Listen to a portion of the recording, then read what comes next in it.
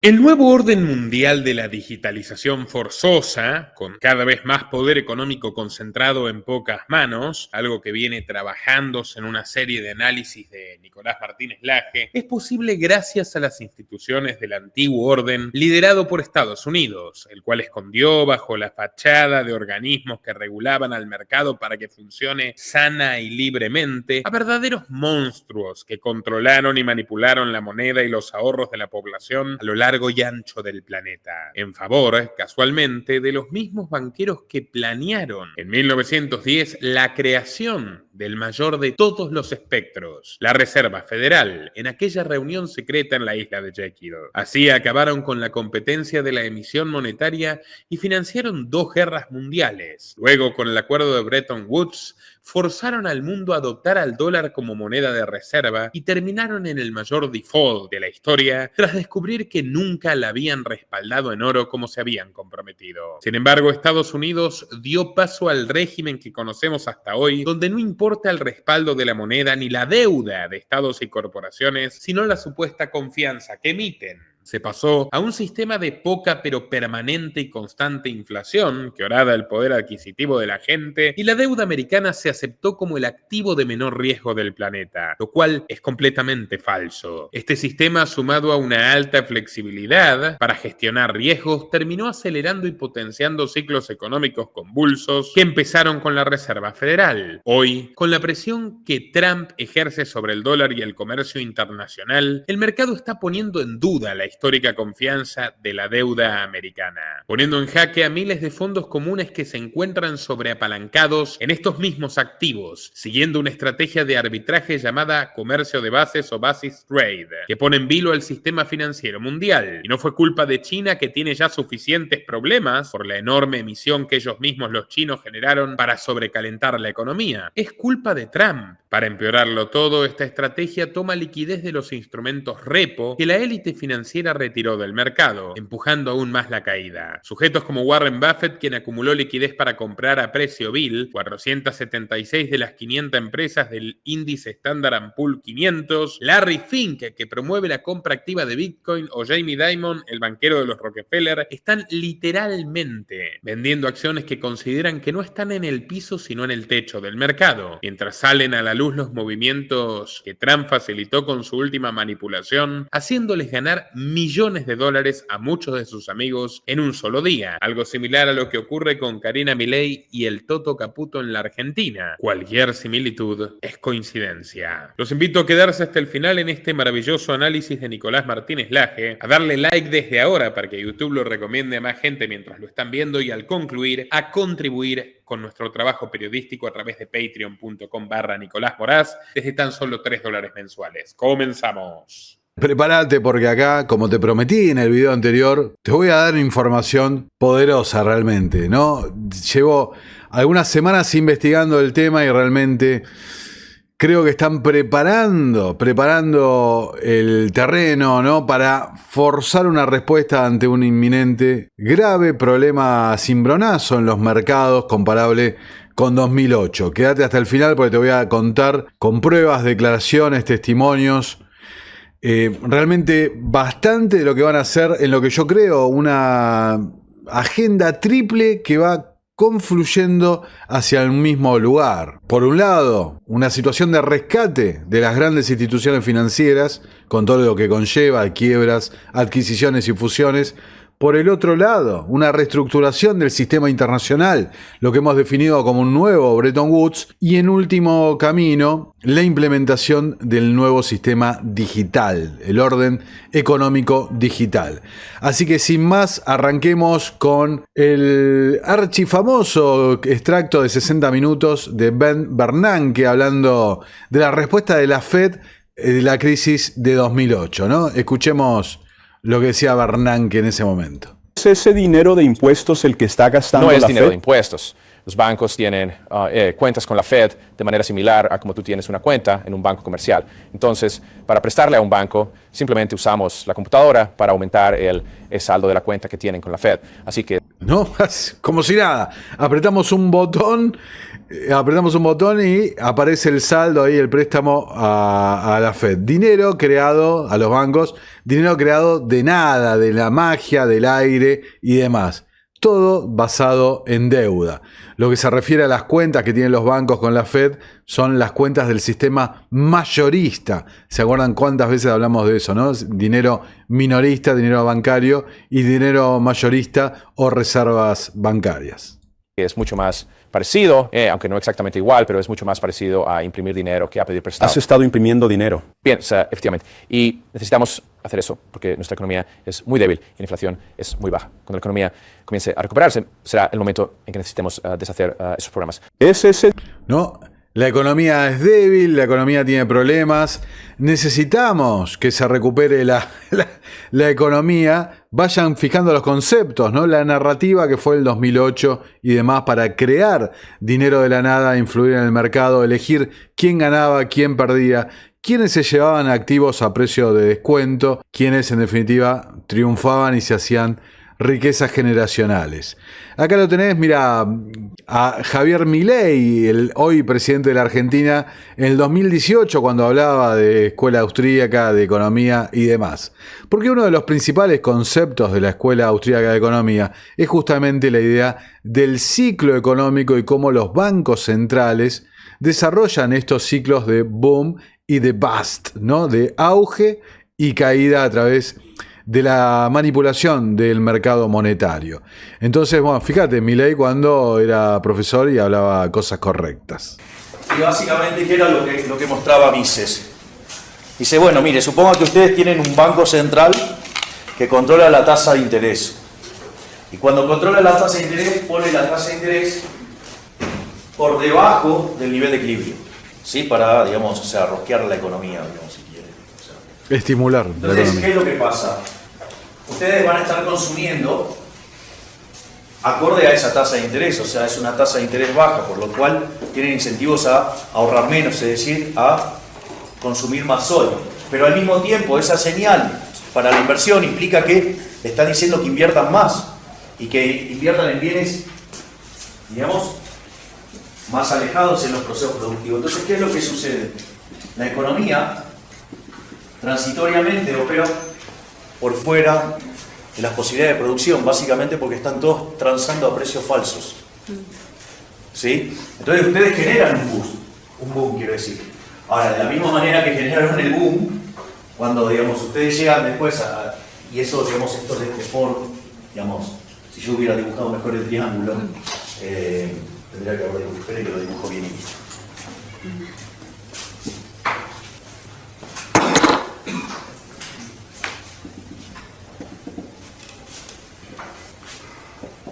Y obviamente acá, cada uno de estas fases de producción tienen un mercado de trabajo, ¿no?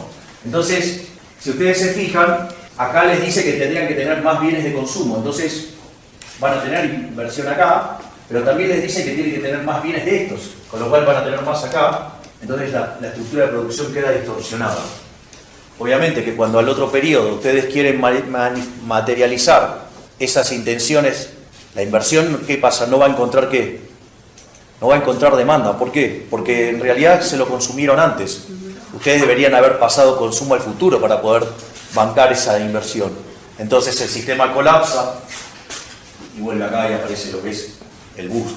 ¿Sí? Y si ese proceso dura mucho tiempo, es muy probable que ustedes terminen dañando la estructura de producción y terminen cayendo no en la frontera acá, sino un nivel más adentro.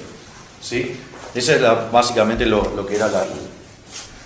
Bueno, ahí lo tenías a Milei explicando el ciclo de boom y bust, ¿no? Yo les hice acá con inteligencia artificial, la verdad que lo conté en Twitter, me impactó realmente lo bien que salió una presentación, pero se los traigo acá en una forma gráfica para que entiendan esto, para fijar la idea. El gran saqueo le puse a la presentación. Del patrón oro a la CBDC, un recorrido por la historia oculta del poder financiero y su influencia en el orden mundial. Recién lo veíamos a Milei. Hoy Milei, que es un político, manipula los tipos de interés, genera ciclos económicos y en última instancia está haciendo funcionar a los intereses bancarios. En una economía totalmente titularizada, digitalizada, financiera, lejos de la economía real.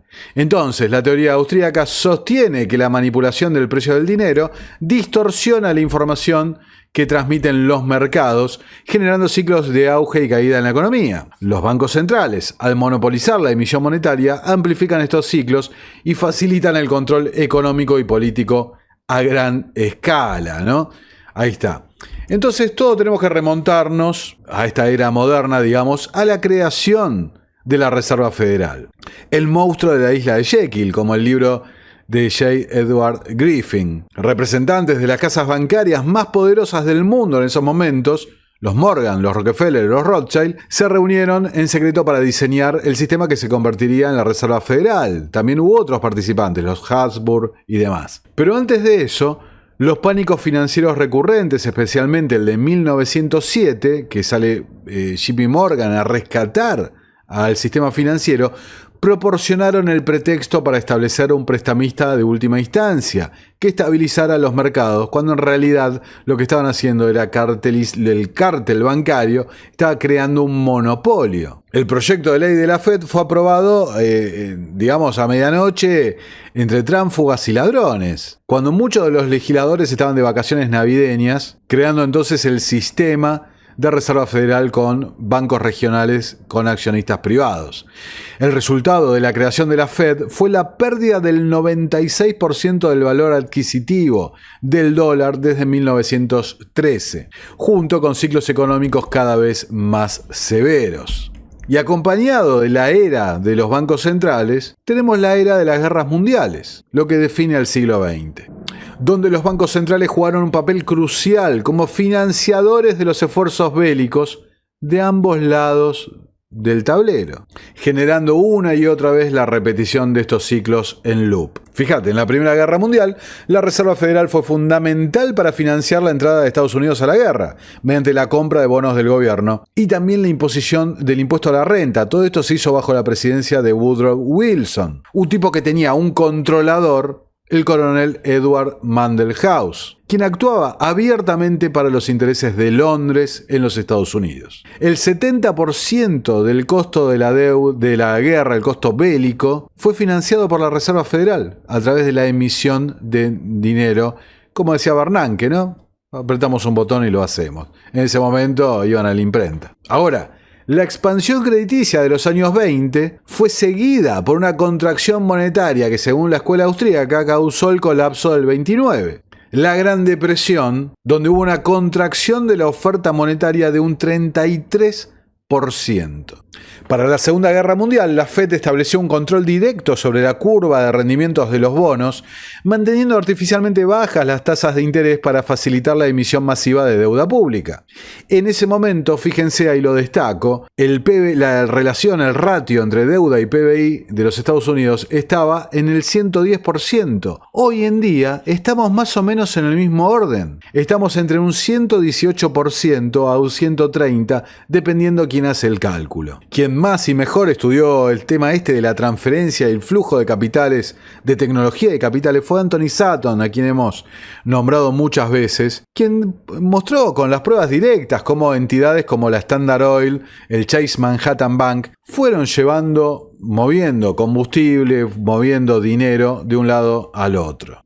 Inclusive como JP Morgan, en el caso del Tratado de Versalles y demás, junto al Banco de Pagos Internacionales, creado en función de los pagos de las retribuciones por la Primera Guerra Mundial, los pagos alemanes, hoy es, digamos, Vox Populi, ¿no? Es aceptado globalmente que son los responsables de llevar el camino hacia la Segunda Guerra Mundial, junto al proteccionismo, una era de contracción monetaria unida a una era de proteccionismo comercial. ¿Cómo terminó esto? En Bretton Woods, donde delegados de 44 países, evidentemente no era lo mismo el peso de un país con el otro, aceptaron establecer al dólar como moneda de reserva, respaldado por el oro, ¿no? Cotizado $35 por onza. También se creó el conjunto, ¿no? El satélite de instituciones de las Naciones Unidas, el FMI, Banco Mundial, Organización Mundial de Comercio, de aduanas y demás, todo un sistema, un satélite, la UNESCO, para ir estableciendo el verdadero objetivo que tenía esta gente, los oligarcas financieros. El establecimiento de un sistema de control de centralización de las finanzas mundial, global. Cecil Rhodes y Milner, todos los que lo seguían con el grupo de los elegidos y demás, lo veían quizás como un tema más político, ¿no? El Parlamento Mundial, la Commonwealth global. Pero el dinero Rothschild, que era el que estaba detrás, lo veía evidentemente como algo más financiero, económico. Todo este sistema se cae en 1971, bueno, con la suspensión de Nixon de la convertibilidad del dólar en oro. Lo que da pie a la era que estamos viviendo de moneda fiat creada en base a la nada, simplemente a la fe o la confianza del ciudadano en la respectiva moneda. Desde la perspectiva austríaca de economía, ¿no? La eliminación de la convertibilidad en oro eliminó la última restricción para la creación monetaria, amplificando entonces los ciclos económicos, facilitando la financiación de déficits a través de la inflación monetaria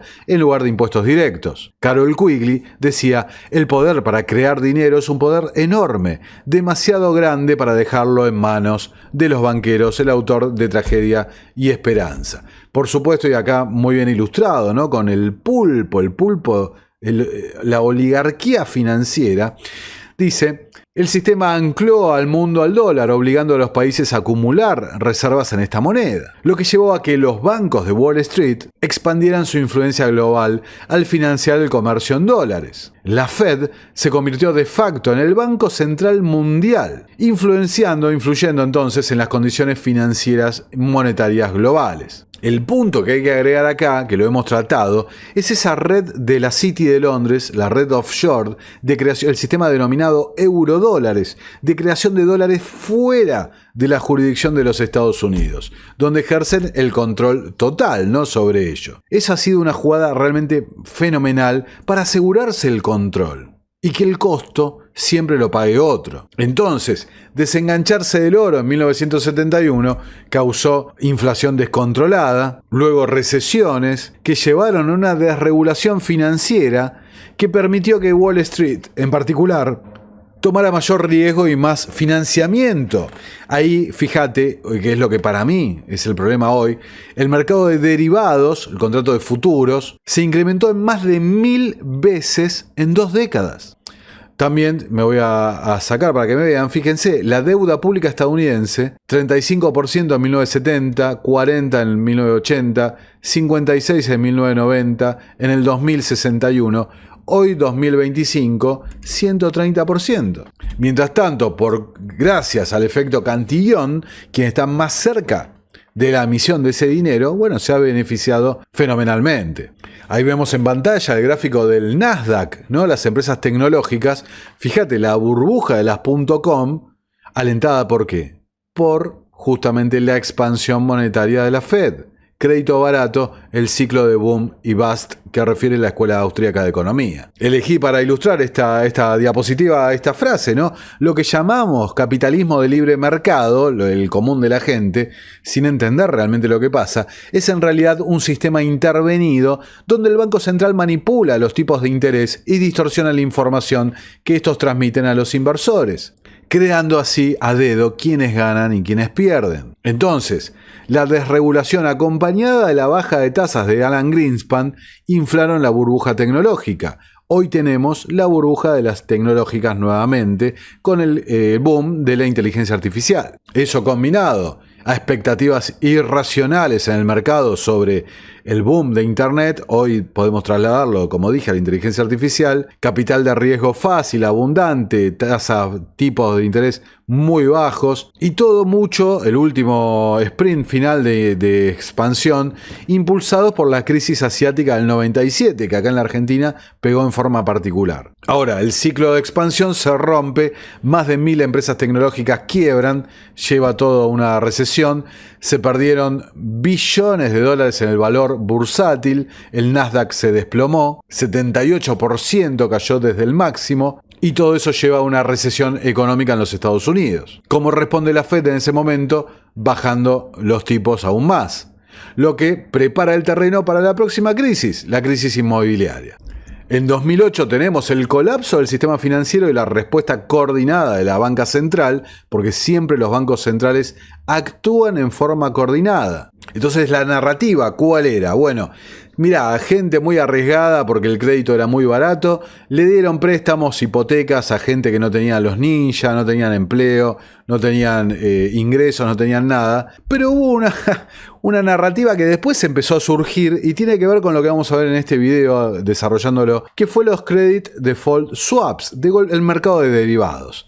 De golpe nos enteramos que, mirá, no es solo que le dieron hipotecas a gente que no la podía pagar, sino que además esas hipotecas las metieron en títulos y las fueron timbeando una y otra más, en una forma completamente irresponsable. Entonces tenés después un estallido, un colapso sistémico, Lehman Brothers, el símbolo realmente de este colapso, y la respuesta de la Reserva Federal, que hace expansión de emisión de dinero, ¿no? A través de ahora un nombre sofisticado, la expansión cuantitativa. Michael Burry, ¿no? El inversor que se hizo famoso inclusive por la película de Big Short y demás, que decía: hemos colocado demasiada deuda en un sistema con demasiado apalancamiento, donde quienes tomaban las decisiones no sufren las consecuencias de sus errores.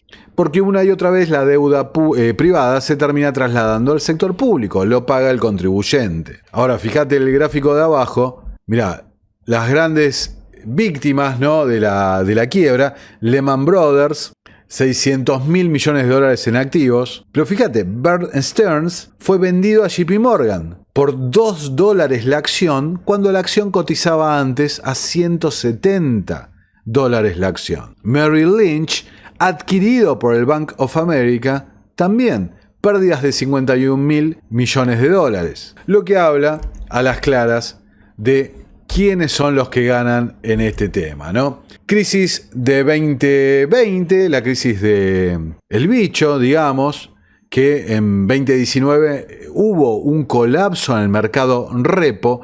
Retengan varias de las cosas que estoy diciendo porque van a ver cómo está pasando lo mismo ahora. Colapso en el mercado de préstamos interbancarios. La Fed se ve obligada a intervenir, año 19. Al poco tiempo, BlackRock presenta el plan Going Direct, ir directo, que la Reserva Federal tenía que encontrar nuevas formas de que el dinero mayorista de Reserva Federal no quedara en el circuito mayorista, sino que fuera al bolsillo del público, al bolsillo minorista. Entonces nuevamente tenés lo mismo, tras un ciclo de expansión se desploman los mercados, la Fed sale a expandir en forma récord, tenés la inflación luego de consecuencia de esto más alta de los últimos 40 años y un nivel de deuda histórico, ¿no? Todo lleva a justificar medidas extraordinarias de la Reserva Federal. Y lo que estamos viendo, un aceleracionismo monetario, titulé, porque cada vez más las crisis pasan más rápido, son más violentas y necesitan una respuesta aún peor. Todo ese endeudamiento barato, ¿no? Inclusive distintas medidas que forzaron a varios actores del sector privado a adquirir bonos de deuda estadounidense, en particular bonos del Tesoro. Bueno, tuvo su primer coletazo en 2023 con la quiebra de Silicon Valley Bank, que si les pido que recuerden, Peter Thiel fue quien empezó con la corrida bancaria levantando el teléfono y haciendo algunas aseveraciones respecto al estado contable de Silicon Valley Bank. Hoy con el diario del lunes lo tenemos a Peter Thiel en un rol de demasiada influencia en la administración Trump, al igual que todo Silicon Valley. ¿Cuál fue la respuesta institucional? Bueno, el financiamiento bancario de emergencia, un rescate con todas las reglas, creado por la FEDIC para rescatar cuando quisieran los bancos, los bonos que tenían a pérdida, ¿no? Básicamente rompiendo completamente las reglas del mercado. O sea, compraste un bono que está a pérdida, bueno, vení que te rescatamos la pérdida. Una cosa realmente de locos. Después hay algunos que dicen vivimos en un libre mercado. No, absolutamente no. No es así. Vivimos en un sistema controlado por los bancos centrales. Y a su vez los bancos centrales tienen una notoria ¿no? Inclusive orígenes en los grandes bancos comerciales globales. Inclusive, al igual que el 2008, se flexibilizaron las normas contables para que los bancos no tengan que reflejar exactamente su estado contable. ¿Y cuál es el final de todo esto? Los aranceles de Trump, que generan crisis en los mercados y crisis de liquidaciones. Y ahora vamos a ver cómo justifican la nueva intervención de la Reserva Federal. Todo que va a derivar en que en el sistema no hay suficiente liquidez y no hay suficiente control sobre los activos financieros. Entonces las CBDC, la digitalización total, la tokenización, es el final de juego, que va a dar centralización bancaria, consolidación total del poder financiero, la tokenización, como dijimos, como parte clave para aportar liquidez y control sobre toda la propiedad, no solamente sobre lo que usamos como dinero, sino control sobre el dónde está la propiedad, quién la mueve, quién la compra, quién la vende y demás. Para ello la digitalización completa, ¿no? Con la eliminación total del efectivo, y los activos físicos y los títulos de propiedad físicos a la larga van a tender a eso, lo que redunda en un control total. Desde una perspectiva austríaca, fíjate, las monedas digitales de Banco Central representan la evolución final del dinero fiduciario hacia una forma completamente digital, programable, centralizada de moneda. La culminación sobre el control del dinero. Y yo agregaba también unos puntos que, fíjate, desde el punto de vista de las oligarquías financieras, con este sistema se soluciona la escasez natural que debe caracterizar al dinero sólido, con respaldo, escasez, eliminan la capacidad del mercado para determinar el precio real del dinero, la posibilidad de que se pueda hacer un cálculo económico sin distorsiones en las señales y por último la libertad monetaria y la asociación voluntaria de las personas. Dan control total. Entonces, Carol Quigley, muchas veces nombré esta cita: los poderes del capitalismo financiero tienen otro objetivo de largo alcance, nada menos que crear un sistema mundial de control financiero en manos privadas, capaz de dominar el sistema político de cada país y la economía del mundo en su conjunto, escribía Carol Quigley en Tragedia y Esperanza. Y el pináculo de ese sistema era el Banco de Pagos Internacionales. Entonces podemos decir que desde la creación de la Reserva Federal en particular, cada crisis ha seguido un patrón predecible de manipulación monetaria y ciclos económicos artificiales. La batalla final no es entre capitalismo y socialismo, sino entre centralización y descentralización, entre el control por parte de unos pocos y la libertad de elección de muchos. Ahora, con esta presentación en mente, fíjense lo que decía Milton Friedman en el año 2006. Decía: los bancos centrales son buenos en relaciones públicas. Los bancos centrales contratan mucha gente y a una gran porción de los economistas para que haya un sesgo para contar el caso, la historia más favorable justamente para los bancos centrales. Lo que en un momento histórico, y como vimos en este breve repaso que hice, fueron los aranceles, el proteccionismo, fue, no sé, inclusive hasta a veces echarle la culpa a los bancos, ¿no? La avaricia de los banqueros exponiéndose a un doble juego totalmente demagógico, las guerras mundiales, los malvados capitalistas, empresarios y demás. Siempre una y otra vez la narrativa está en función de los que manejan verdaderamente el juego, los bancos centrales. Fíjate, Fink dice que Estados Unidos está muy cerca de una recesión y podría estar ya en una. Acá decía en CNBC. Los Estados Unidos después de la Segunda Guerra Mundial eran un estabilizador global. Somos el desestabilizador global. Correcto. Y eso es algo muy, sabes, eso es muy difícil de decir porque me enorgullezco de ser aportar el liderazgo, aportar las conversaciones, celebrar. Sí, creo que probablemente estamos empezando. Si no estamos en una recesión. Sí, creo que el mercado todavía está anticipando, subestimando qué tan alta puede llegar la inflación. Si consideras todos los aranceles, trade, si consideras todos estos otros problemas, va a ser bastante acumulativo. Quiero decir, leí en un informe que si solo tomas los aranceles y el costo de la construcción de viviendas, el precio de una vivienda nueva promedio podría subir hasta un 26%. Ya tenemos un problema de asequibilidad de vivienda. Nada de esto me suena bien, Larry. Quiero decir, y todo es autoinfligido, por cierto. Nada de esto tenía que suceder. Esto no es una pandemia. Esto no es una crisis financiera. Esto es algo que hemos creado. Pero a corto plazo estoy Estoy petrificado con algunos de estos Petrificado, problemas. sí, Pero está bien. dejemos ser Estar petrificado. los Estados No, quiero que estos clips que en particular que les estoy mostrando, que lo tomen en contexto de la narrativa también. No solo si está correcto o incorrecto lo que dice, sino también la narrativa, la funcionalidad respecto a la intervención de los bancos centrales, respecto a los intereses que tiene BlackRock en particular en el mercado financiero. Axios publica: los inversores globales no confían en los Estados Unidos. La curiosa forma en la que los mercados de bonos y divisas han interactuado es lo que genera más alarma sobre la trayectoria de la confianza global en el orden financiero centrado en Estados Unidos, que ha prevalecido desde la Segunda Guerra Mundial.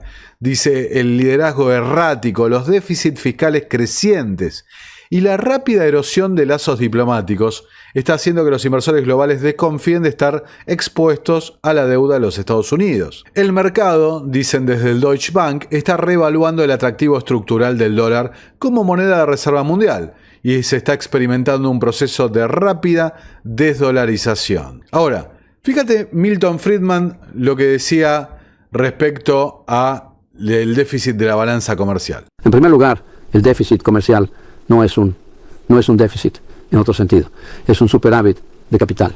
Miras el llamado déficit comercial y en los libros Estados Unidos es un prestatario. Debemos dinero al resto del mundo, pero eso es porque los libros se llevan de una manera engañosa.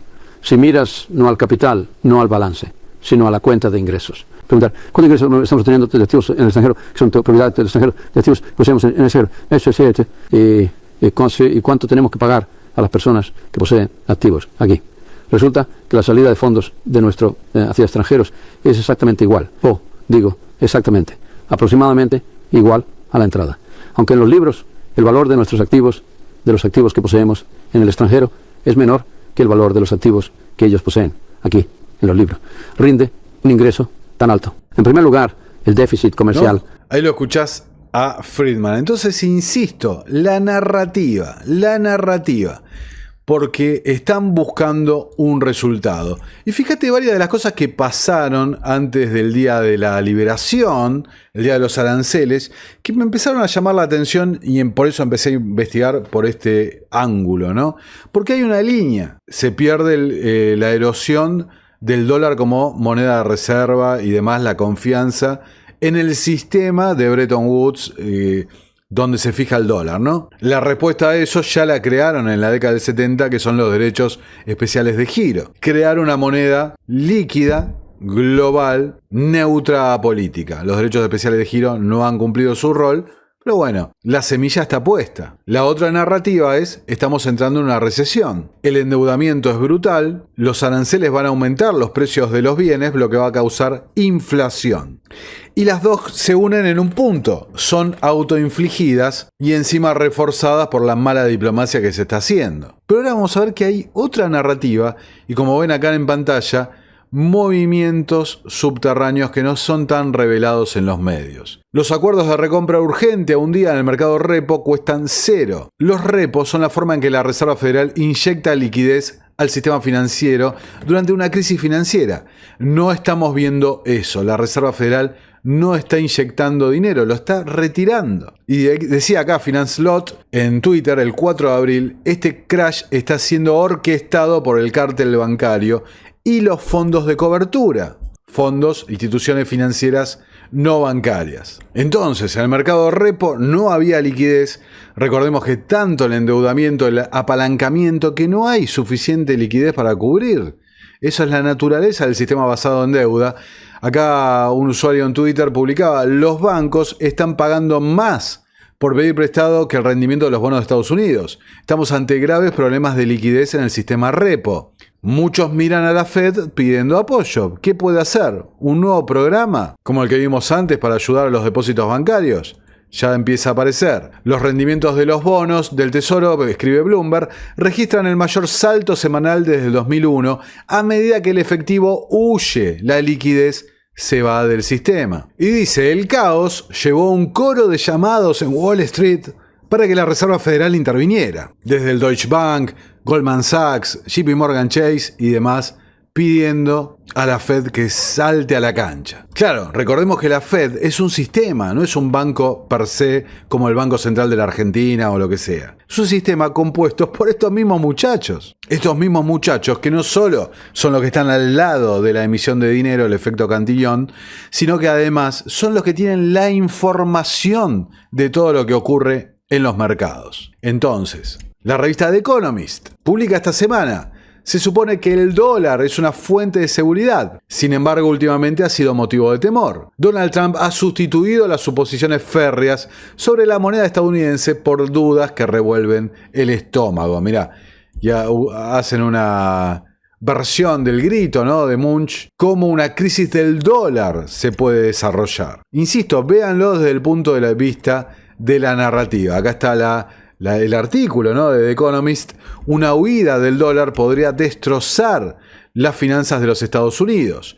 El dominio de la moneda permite deudas y déficits muy altos, lo que significa que una caída podría significar un desastre. Y ese dominio, ese privilegio exorbitante, como se denomina en los círculos económicos, es el que justamente tiene por la naturaleza de ser elegido el dólar como moneda de reserva internacional. Un problema que el propio FMI e instituciones globalistas, think tanks vinculados a Wall Street y a Londres, habían proclamado, denominado como el dilema de Triffin, a partir de la hipótesis presentada por Robert Triffin, donde decían no hay forma de resolver esto. Y en particular después de Nixon, estas instituciones think tanks que emergen casualmente en esa época, el Foro Económico Mundial, por ejemplo, la Comisión Trilateral, surgen en respuesta a esto, hacia la creación de un nuevo orden económico global. ¿Se acuerdan hace 2 años la conferencia sobre la nueva arquitectura del sistema internacional que la lideró Emmanuel Macron, que mostramos cómo economistas del Council on Foreign Relations iban a plantear hacia los nuevos bonos denominados en derechos especiales de giro del FMI y demás, para crear una alternativa al dólar? Bueno, acá lo estás viendo en forma realmente cómo se estaba desarrollando. Ray Dalio, también la maquinaria de crear percepción en el público en Meet the Press. Fíjate lo que decía. Creo que en este momento estamos en un punto de decisión y muy cerca de una recesión. Y me preocupa que haya algo peor que una recesión si esto no se maneja bien. Una recesión son 2 trimestres negativos del PIB, y si llegamos a eso, siempre tenemos que lidiar con esas cosas. Tenemos algo que es mucho más serio. Tenemos un colapso del sistema monetario, desarrollado por Duverse. Y cuando hablamos del dólar y de los aranceles, eso está presente. Estamos viviendo cambios profundos en nuestro orden interno, en cómo se está manejando. Y estamos viendo cambios profundos en el orden mundial. Esos momentos son muy similares a los de los años 30. He estudiado historia, y esto se repite una y otra vez. Entonces, si hablamos de tarifas, si hablamos de deuda, si hablamos del poder creciente que desafía al poder establecido, si consideramos esos factores y miramos los cambios en los órdenes, los sistemas, son muy disruptivos. La manera en que se maneje eso podría generar algo mucho peor que una recesión. ¿No? Ahí lo tenés a Dalio influyendo en los medios de comunicación, en la opinión pública. Ahora, resulta que la narrativa es, escúchame, los aranceles de Trump, la guerra comercial, China está soltando, vendiendo bonos, y esto hace un colapso en el mercado de bonos, que es lo que en última instancia obliga al presidente a poner la pausa y demás para evitar justamente ese colapso en el mercado de deuda. Nosotros dijimos acá, que hay 2 versiones más, que es que en realidad no es China el que está vendiendo, sino que es Japón, el mayor tenedor de deuda extranjero de los Estados Unidos, y se agregaba otra versión más: los fondos de inversión están vendiendo. Y esta semana se, reveló la verdad del asunto. Barchard publica en Twitter: los extranjeros no son los que han vendido los bonos del Tesoro estadounidense. Han sido los propios inversores estadounidenses los que están vendiendo. El economista también, respecto a lo mismo: el asesino no fue China. Pekín tiene buenos motivos para no volar por los aires el mercado de deuda estadounidense. Donde releva que Bloomberg no tardaba en informar de que el grueso de las ventas correspondían a fondos de cobertura americanos, estadounidenses, altamente apalancados, prestos para deshacerse posiciones.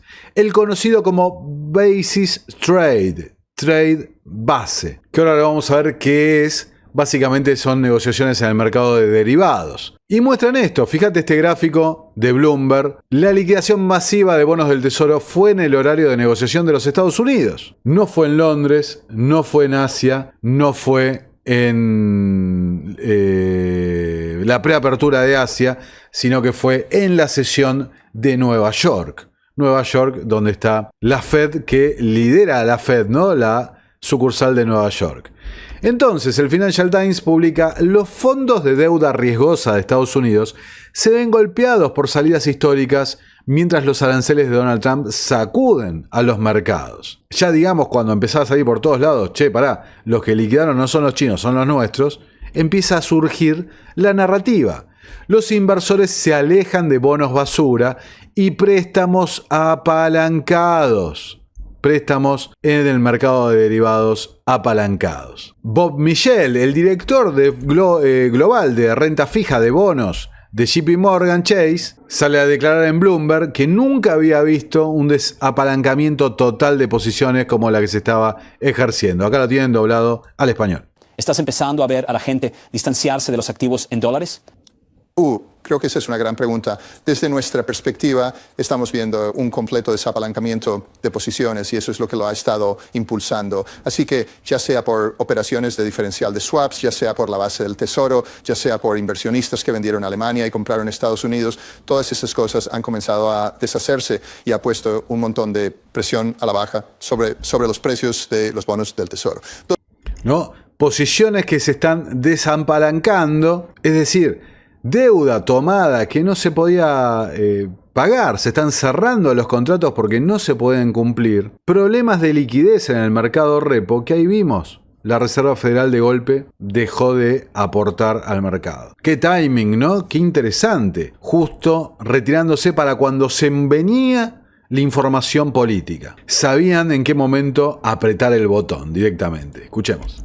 Dos cosas sucedieron al final de la última semana que me hacen sentir mucho más positivo. Esta semana, que entrando en la semana pasada, la primera es que Susan Collins salió y rompió con el control de la Fed de lo único que estamos observando es la inflación y habló sobre estaremos preparados, estamos observando el mercado, si necesitamos intervenir, intervendremos. De la Fed salieron a contestar: si necesitamos intervenir, intervendremos, ya lo vamos a ver más adelante. ¿Por qué es tan peligroso el comercio base en este momento? Publica Fortune.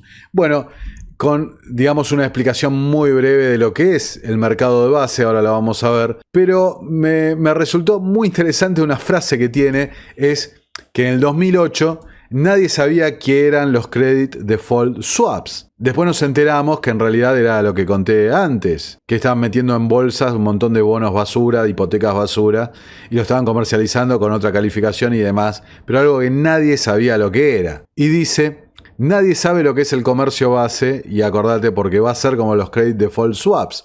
Después, en un tiempo, todo el mundo va a saber lo que es el comercio base. Cathie Wood, de ARK Invest, una mujer que suele salir acá en los medios, ¿no?, haciendo propaganda, cuando hay un problema de liquidez de esta escala, potencialmente hay problemas sistémicos, y dice: esta crisis está exigiendo el apoyo serio de la Fed. Nick Lawson, de Ocean Wall, le dijo a Financial Times: a medida que las cosas se intensifican, los fondos de cobertura se ven obligados a vender todo lo que puedan, porque no pueden cubrir la deuda que han tomado en el mercado de derivados. Incluso tienen que vender buenos activos, solo para mantenerse a flote. Si la Reserva Federal no interviene pronto, esto podría convertirse en una crisis en toda regla. Es así de grave, potencialmente peor que en 2008. Y sí, ¿por qué es peor que 2008? Porque han aumentado en lugar de solucionado todos los problemas estructurales que había en 2008. Yo les hice acá otra presentación también, análisis del mercado, en un contexto de volatilidad y mucha incertidumbre, ¿no? Se da esta venta disparada en el mercado de bonos. Los rendimientos de los bonos suben en forma abrupta, eso es porque caen los precios de los bonos y es porque alguien los está vendiendo en forma masiva.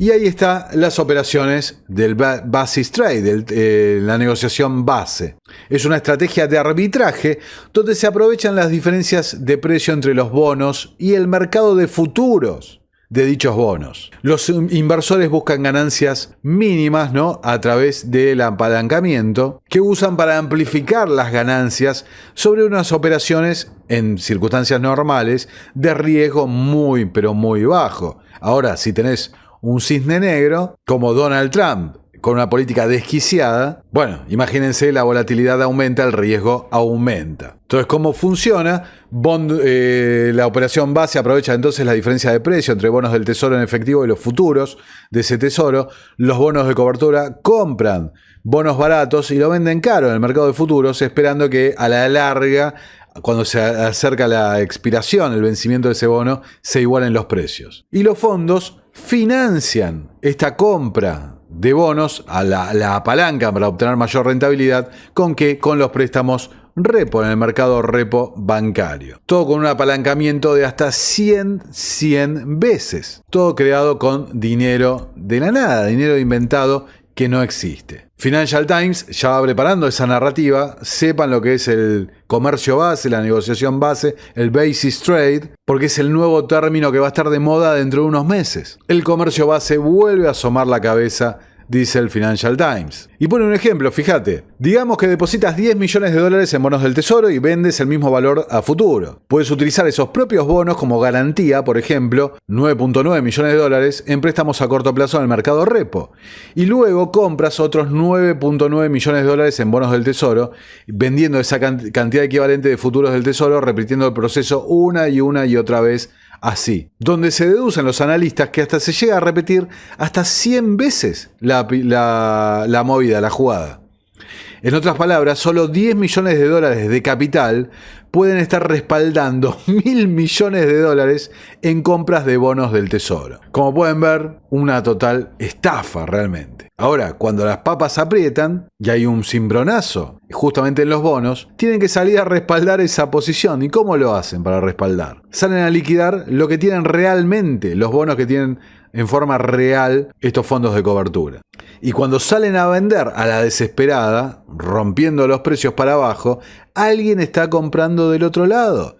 Recuerden el pánico de Wall Street de 1907. Hay dos cosas que se están mezclando, porque también la narrativa es: necesitamos, ¿no?, entre comillas, necesitamos estas operaciones porque generan una demanda por los bonos del tesoro. Y acá dice el artículo, fíjate, ¿por qué esto es un problema? Porque el comercio basado en futuros, al contado, es una fuente potencial de inestabilidad. Sí, ya lo sabemos, lo vimos en el 2008. Pero no lo arreglaron, lo empeoraron. En caso de una perturbación exógena, como Donald Trump, haciendo, te pongo 200% de aranceles y esto y lo otro, las posiciones largas altamente apalancadas en valores del tesoro al contado por parte de los fondos de cobertura corren el riesgo de deshacerse rápidamente. Y si no los venden, quiebran todos. Tal reversión tendría que ser absorbida a corto plazo por un corredor de bolsa que a su vez está limitado por el capital. Esto podría conducir a una interrupción significativa en las funciones del mercado de las empresas de corretaje, los brokers, como el suministro de liquidez al mercado secundario de bonos del tesoro y la intermediación en el mercado de préstamos y préstamos de repos. Es decir, crear una carrera, como dice acá, carrera contra el efectivo por parte de los bancos centrales, los fondos de bonos, es decir, todo el sistema, terminando en una crisis financiera catastrófica. Muchos reguladores y responsables de la política monetaria han estado preocupados por el comercio basado en el tesoro, sobre todo porque las acciones de la Fed constituyeron un rescate de facto de la estrategia. El hecho de que el comercio de base, o sea, también la Fed forzando que se compren esos bonos, ¿no? Y por el otro lado, rescatando, como dije antes, la crisis de Silicon Valley Bank, los bonos en pérdida. El hecho de que el comercio de base haya crecido desde entonces hasta ser mucho mayor de lo que era antes de marzo de 2020 ha aumentado comprensiblemente las preocupaciones aún más. Y dice, desafortunadamente hacer algo contundente al respecto es difícil, precisamente porque el comercio de base se ha convertido en un pilar importante de apoyo para el mercado del tesoro, en un momento en el que los costos de endeudamiento del gobierno ya se han disparado.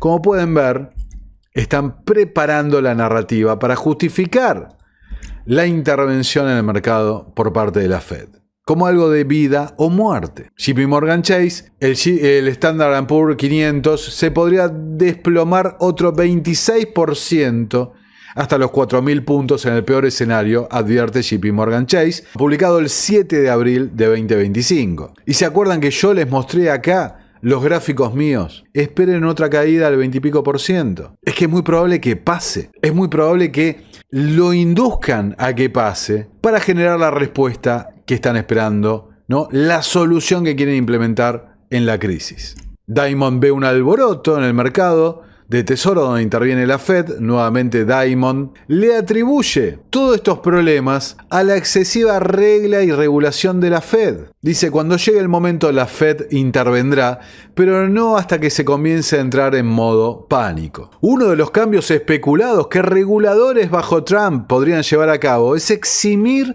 a los bonos del tesoro del ratio de apalancamiento suplementario de los bancos estadounidenses, lo que permite a las empresas comprar más deuda sin que ello afecte a sus ratios de capital clave. Básicamente dando vía libre, hagamos, ¿no?, como hicimos con Silicon Valley Bank, hagamos a nivel general la vista gorda ante los balances bancarios a cambio de que compres cantidades masivas de deuda del tesoro estadounidense.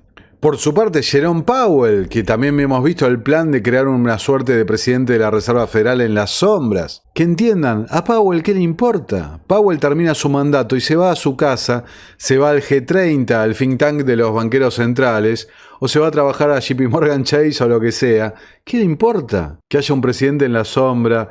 ¿Qué le importa que la Fed se fusione con el Tesoro, como pregona BlackRock y demás? Pero también sale a alimentar la narrativa.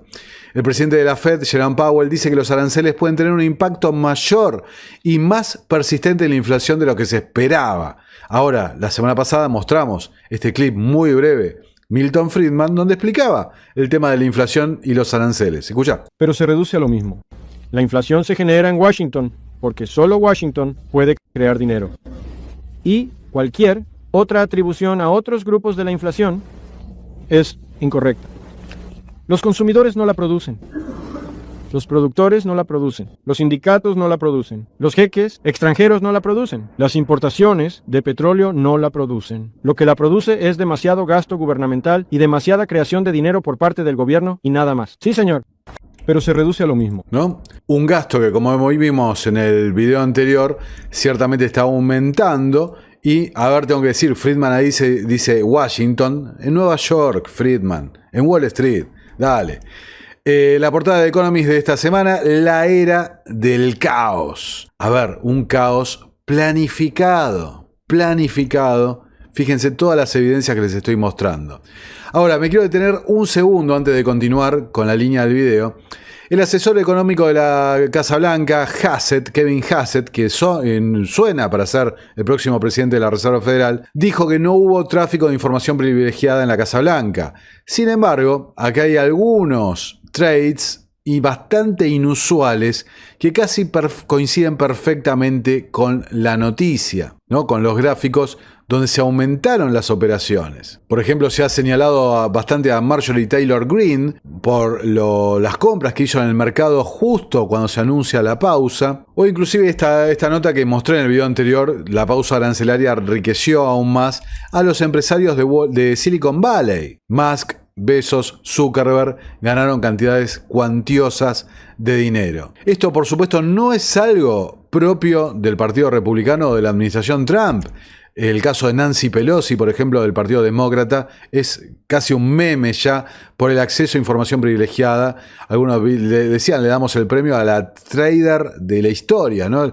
La mejor trader de toda la historia. Fíjate, acá en Argentina se iba a anunciar el levantamiento parcial del cepo con algunas aclaraciones. Sin embargo, ese mismo día el Banco Central salió a intervenir quemando $400 millones, intervenir el tipo de cambio. ¿Por qué lo ibas a hacer si dentro de unas horas ibas a anunciar la salida del cepo? Y asimismo el presidente Milei comentó en una entrevista que le habían hecho que su hermana y el ministro de Economía, Luis Caputo, sabían la decisión política que se iba a tomar. Gente con información privilegiada. El Wall Street Journal, entonces, lo que significa la debilidad del dólar para la economía mundial. Dice, aumentará la presión sobre los bancos centrales para que salgan a reducir la tasa de interés de vuelta nuevamente, arrancando con la solución, ¿no? Entonces ven cómo se repite una y otra vez la misma jugada, una y otra vez con el mismo esquema, problema, reacción, solución. Creando todo un montón de narrativas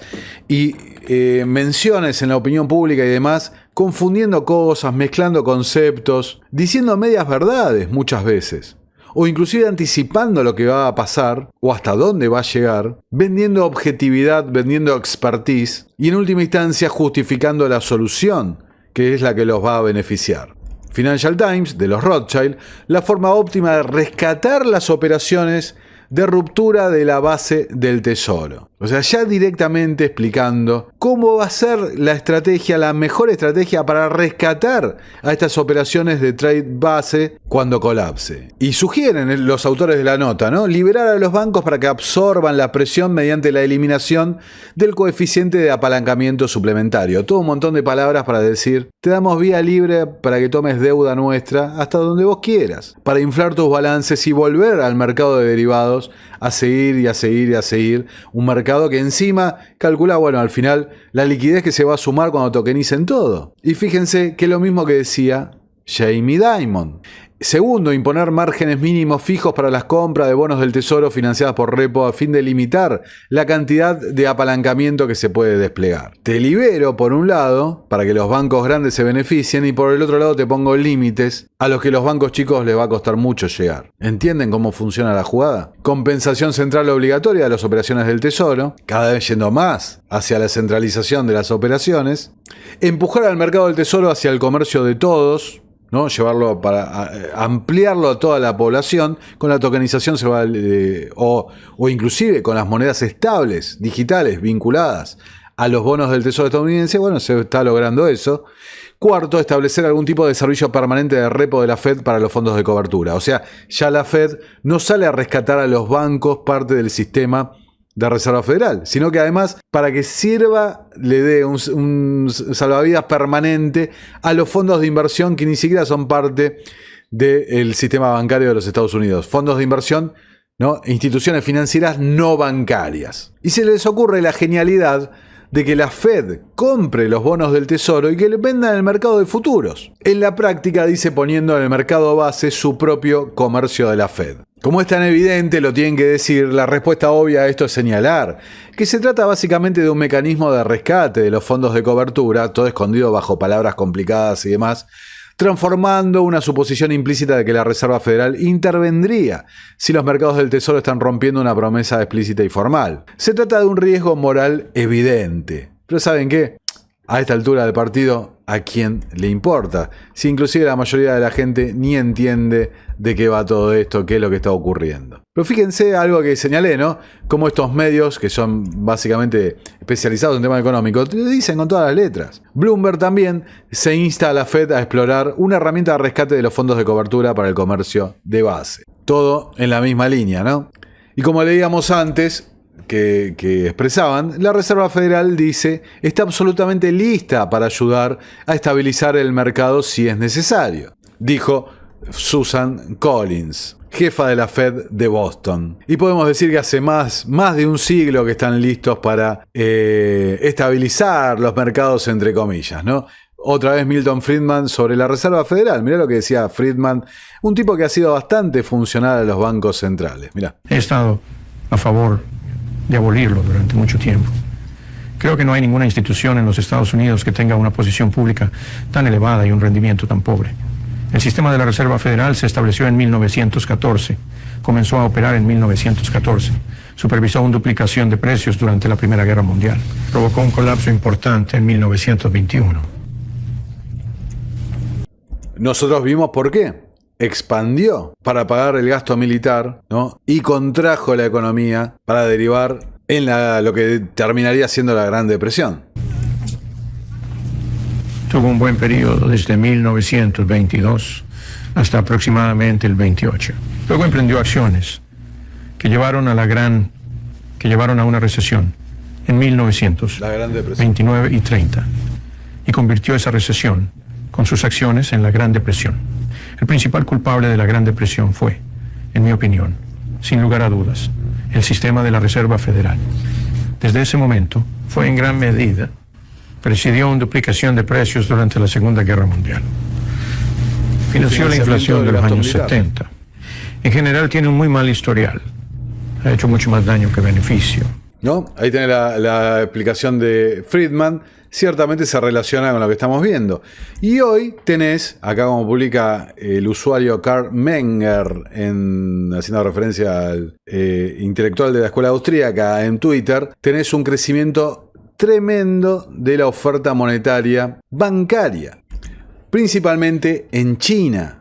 ¿Hasta qué punto no le sirve, como hemos mostrado, a China esta situación caótica?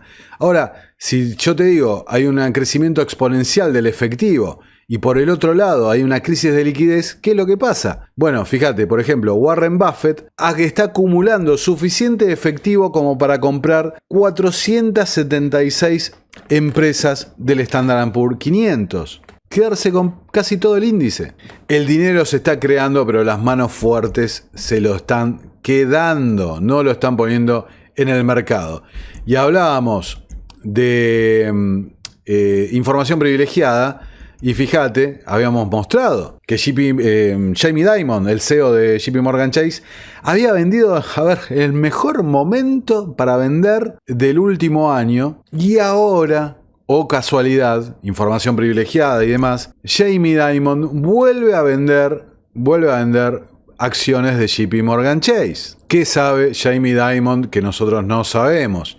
Pero lo cierto, como dijimos una y otra vez, el dinero sólido, el dinero verdadero, es el oro. Y el oro sigue marcando récord semana tras semana. ¿Por qué? Porque las manos fuertes se están cubriendo ante un eventual colapso en el mercado de bonos. Por el otro lado, Larry Fink una y otra vez continúa impulsando la narrativa del Bitcoin. Decía en Bloomberg, para la reunión del Foro Económico Mundial, si tenés miedo a la devaluación de tu moneda, podés tener un instrumento de base internacional llamado Bitcoin. Como vimos acá, es una suerte de oro digital, un gemelo digital del sistema real están llevando a la práctica. Y como mostramos en el último video, están impulsando una demanda forzosa sobre el Bitcoin a través de las reservas estratégicas y demás.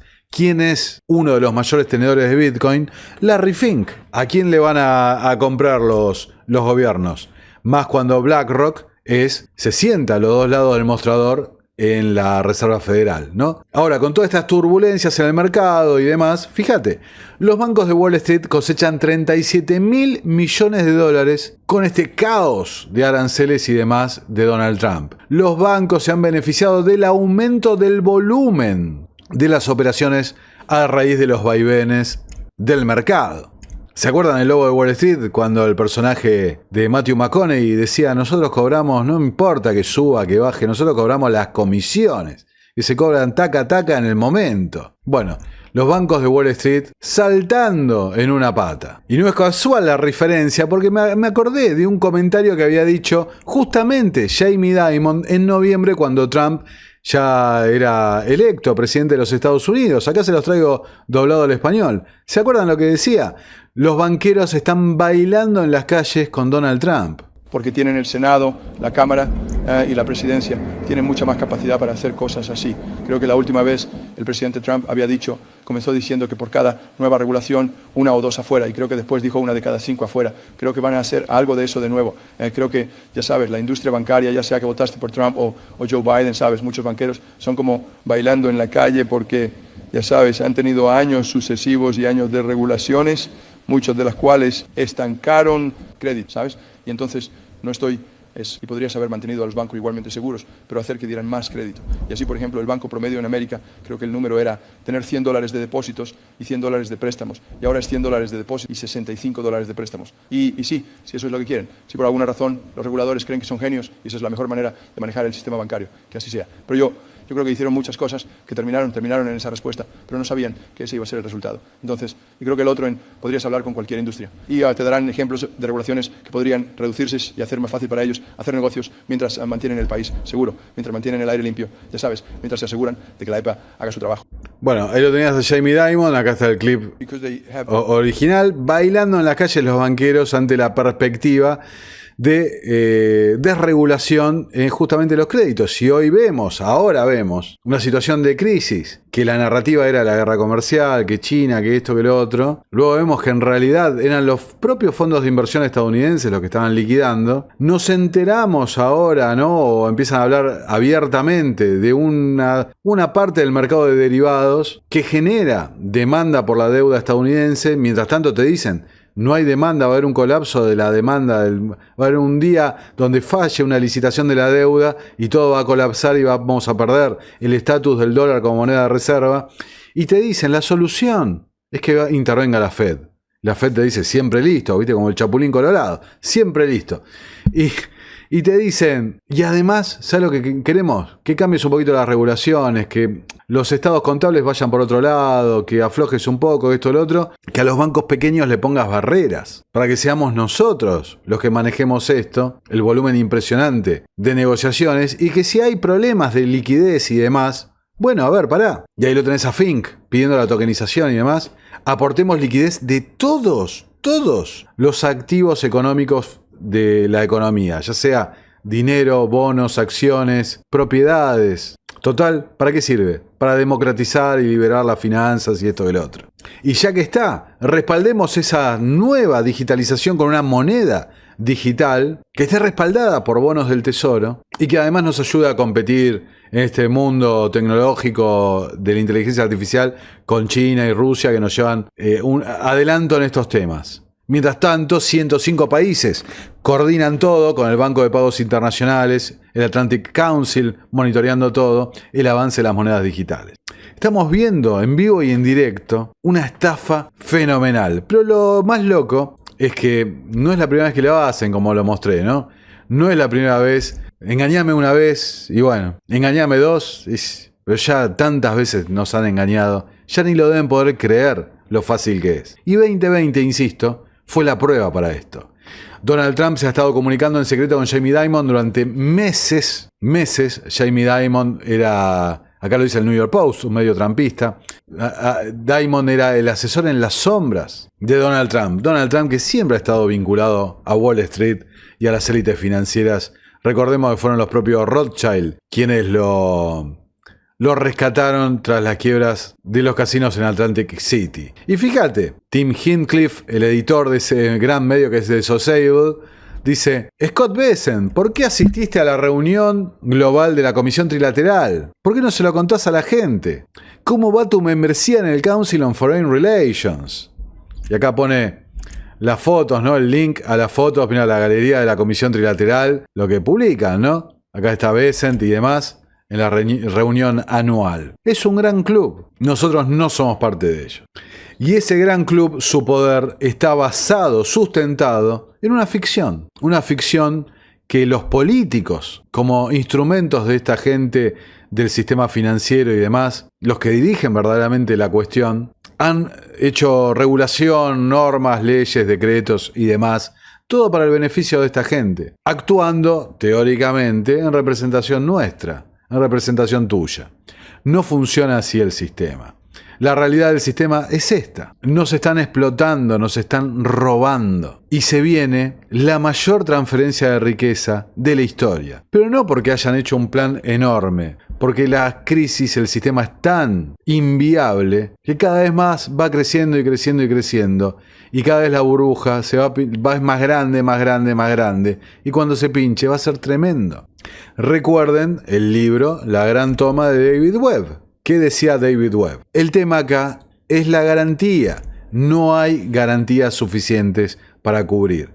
¿Y qué van a hacer? Se van a robar todo. A ver, y en forma legal. Fíjate, mientras estoy grabando, el Banco Central Europeo recorta los tipos de interés hasta el 2,25. La inflación no la va a causar los aranceles. La va a causar esto, el recorte de los tipos que va a generar crédito más barato y va a aumentar la inflación. Tanto, y fíjate abajo, ¿no? El presidente Trump dice que Estados Unidos hará un trato con China. Seguramente los mercados empiezan a volar, recuperándose con esta información. Y toda esta sacudida, para lo único que sirvió, fue para enriquecer a la gente del club, a la gente con información privilegiada. Scott Bessent, recordemos, pupilo de George Soros. Y quiero cerrar este video con este clip de Jerome Powell, que también advierte sobre el aumento de la inflación y demás. Claro, la coartada para cuando bajen los tipos. Y fíjate lo que decía en el Club Económico de Chicago, hoy que hablamos tanto de Friedman, de la Escuela de Chicago, mira lo que decía. ¿Cómo ves el potencial de regulaciones más favorables para ellos y los posibles riesgos para el sistema derivados de eso? Sabes, pasamos por una ola de fracasos y fraudes y cosas así fueron los titulares durante un par de años. Y creo que lo que ves ahora es y durante ese periodo, por cierto, estábamos tratando de trabajamos con el Congreso para intentar obtener un marco legal para las stablecoins, lo cual habría sido un buen punto de partida. No tuvimos éxito. Creo que el clima está cambiando y te estás moviendo hacia una especie de integración más en todo ese sector. Entonces, el Congreso está nuevamente revisando. Tanto el Senado como la Cámara de Representantes están considerando un marco legal para las monedas estables. Sabes, dependiendo de lo que contenga, es una buena idea, lo necesitamos, no existe ahora. Y las stablecoins son un producto digital que podría tener un atractivo bastante amplio y debería contener protecciones al consumidor de los tipos típicos y transparencia. Y en eso están trabajando el Senado y la Cámara de Representantes, así que eso es algo positivo. También creo que algunos de una vez adoptamos una perspectiva bastante conservadora y otros reguladores bancarios adoptaron una perspectiva aún más conservadora sobre la orientación y las reglas que impusimos a los bancos. Creo que habrá cierta flexibilización de eso. Y creo que intentaremos hacerlo de una manera que preserve la seguridad y solidez, pero que ya sabes, permita y fomente apropiadamente apropiada innovación, pero que eso se haga de una manera que, de nuevo, no ponga a los consumidores en riesgo de maneras que no entienden o haga que los bancos sean menos seguros y sólidos. Bueno, ahí lo escuchabas a Jerome Powell. Literalmente están preparando el terreno para la adopción plena de este sistema digital. Y ahí ven lo que decía al principio, cómo todas estas agendas están confluyendo. Vemos cómo manipulan la percepción pública, cómo influyen en la opinión pública. Cómo literalmente creen que a la mayoría de la gente a la que le hablan son idiotas, para decirlo de una forma ligera y suave, y cómo entre ellos se coordinan, porque en los medios especializados revelan la narrativa, la agenda. Una agenda que, insisto, la han repetido. ¿Cuántas veces la han repetido? Hace más de 100 años que hacen la misma jugada, con la complicidad del sistema político, que en última instancia está bancado, financiado por estas mismas élites ya hace siglos. Preclaro análisis de Nicolás, amigos, los invito a retribuir nuestro esfuerzo en patreon.com/Nicolás Moraz, donde a partir de aportes de tan solo $3 mensuales pueden obtener recompensas exclusivas para mecenas y ayudarnos a sostener estas investigaciones. Patreon.com/Nicolás Moraz. También pueden apoyarnos a través de la opción de Superchats, la opción de unirse a YouTube, Bitcoin o Mercado Pago si están en la Argentina, a través de los enlaces que figuran en la descripción de este video y en el comentario fijado. Hasta la próxima. Nuestro trabajo depende de tu apoyo. Para que siga siendo posible, realiza tu aporte desde tan solo $3 por mes a través de Patreon, en los enlaces que figuran en la descripción o en el comentario fijado. También podés hacerlo vía Bitcoin o desde la opción Unirte de YouTube. Y si estás en Argentina, elegí el medio de pago de tu preferencia a través de Mercado Pago.